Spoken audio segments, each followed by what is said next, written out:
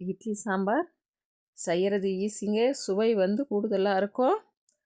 Hotel பெரிய பெரிய ஹோட்டலுங்கெல்லாம் போனால் ஐயோ டேஸ்ட்டாக இருக்குதே சாம்பார் அப்படின்னு நம்ம சொல்லுவோம். ஆனால் வீட்டில் செஞ்சு அந்த டேஸ்ட்டு வராது. இது போல் நீங்கள் செஞ்சு பாருங்கள். இட்லி தோசைக்கு எல்லாத்துக்குமே சாப்பிடலாம். நல்லா தாராளமாக நல்லா தொட்டு பரட்டி சாப்பிட்டு பாருங்கள். அது டேஸ்ட்டே வேறுங்க. இது எப்படி செய்யுதுன்னு வீடியோக்குள்ளே போகிறதுக்கு முன்னாடி முதல் முறையாக என் சேனலை பார்க்குறவங்களா இருந்தால் சப்ஸ்கிரைப் பண்ணிங்க. கீழே இருக்கிற பெல் பட்டன் அழுத்திங்க. அப்போ தாங்க நான் போடுற வீடியோலாம் உங்களுக்கு உடனுக்குடனே வரும். வாங்க நம்ம வீடியோக்குள்ளே போகலாம். ஒரு 100 கிராம் பருப்பு எடுத்துக்கலாம். இதை நல்லா கழுவி எடுத்துக்கலாம். கொஞ்சமாக மஞ்சள் பொடி சேர்த்துக்கலாம்.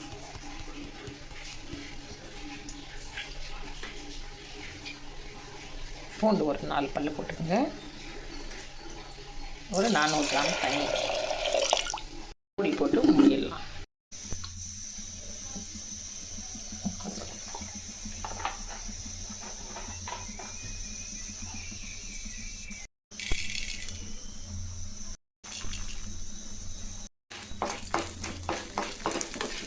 கடலைப்பருப்பு உளுத்தம் பருப்பு கம்மி தீயில வச்சு வறுத்துங்க.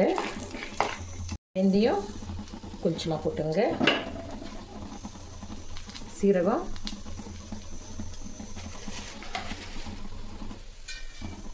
மிளகு,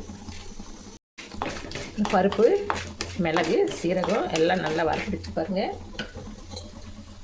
இப்போது வெங்காயம் ஒரு 50 கிராமுக்கு சின்ன வெங்காயம் போடுங்க.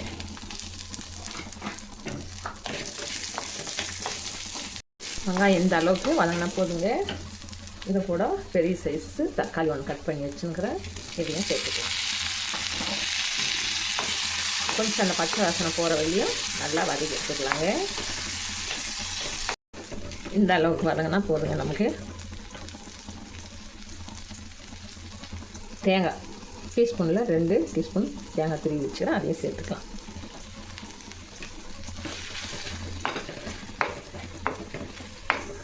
இந்த தேங்காய் போட்டு ரொம்ப நேரம் வதங்கணுன்னு ஒன்றும் இல்லைங்க. சும்மா ஒரு 2 தொழிட்டு நம்ம கேஸை ஆஃப் பண்ணிக்கலாம். இதெல்லாம் கம்மி தீயில் வச்சு வதக்குங்க.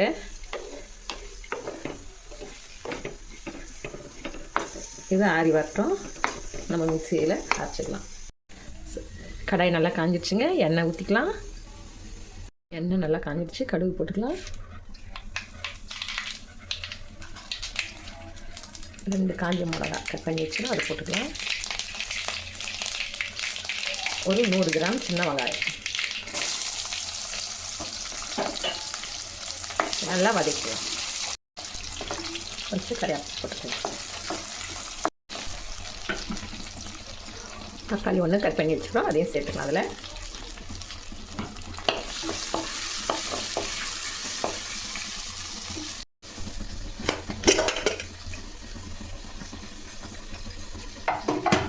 பருப்பு நல்லா வெந்து போயிது பாருங்கள். இதை கரண்டி வச்சு இது போல் நல்லா மசிச்சிக்கலாம். வெங்காயம்லாம் நல்லா வெந்துடுச்சு பாருங்கள். உப்பு, ஒரு மிளகாய் பொடி, இது சாம்பார் மிளகாய் பொடி. நீங்கள் தனியாக மிளகா தனியாக அரைச்சி வச்சுருந்தா போட்டுக்கலாம். நான் மஞ்சள், மிளகாய், தனியா எல்லாம் சேர்த்து ஒன்றா அரைச்சி வச்சுக்கிறேன். அதனால் ஒரு மிளகாத்தூள் கொஞ்சம் கலர் போட்டு சேர்த்துக்கிறேன். நான் இதை போட்டுக்கிறேன்.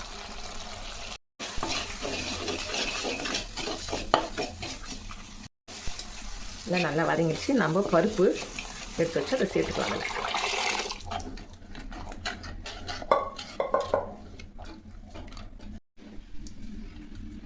இந்த மசாலா நம்ம வறுத்து வச்சிடல தாரி வச்சு இப்போ மிக்ஸி ஜாருக்கு மாற்றி அரைச்சி வந்துடலாம்.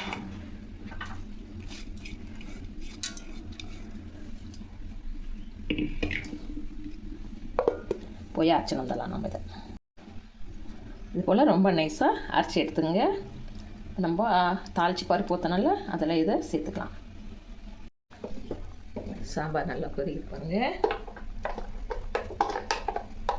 நம்ம அரைச்சி வச்ச மசாலாவை இதில் சேர்த்துக்கலாம்.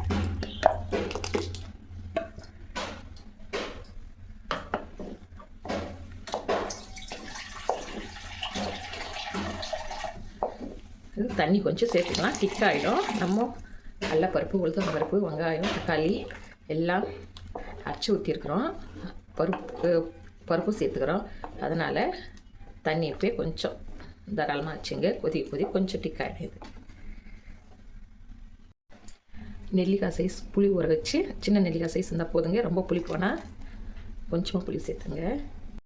பெரிய ஹோட்டலில் இது போல் தான் சாம்பார் வைப்பாங்க. என்னடா நம்ம வீட்டில் செஞ்சு அது போல் டேஸ்ட் வரலையே நமக்கு அப்படின்னு நம்ம நினைப்போம். இது போல் நீங்கள் ட்ரை பண்ணி பாருங்கள், நல்லா சூப்பராக இருக்குங்க. இந்த இட்லி தோசைக்கு எல்லாத்துக்குமே நல்லாயிருக்கும். இந்த மாதிரி தூவிட்டோம். இப்போ நம்ம கேஸ் ஆஃப் பண்ணிக்கலாம். சைடில் சாம்பார் ரெடி ஆயிடுச்சுங்க.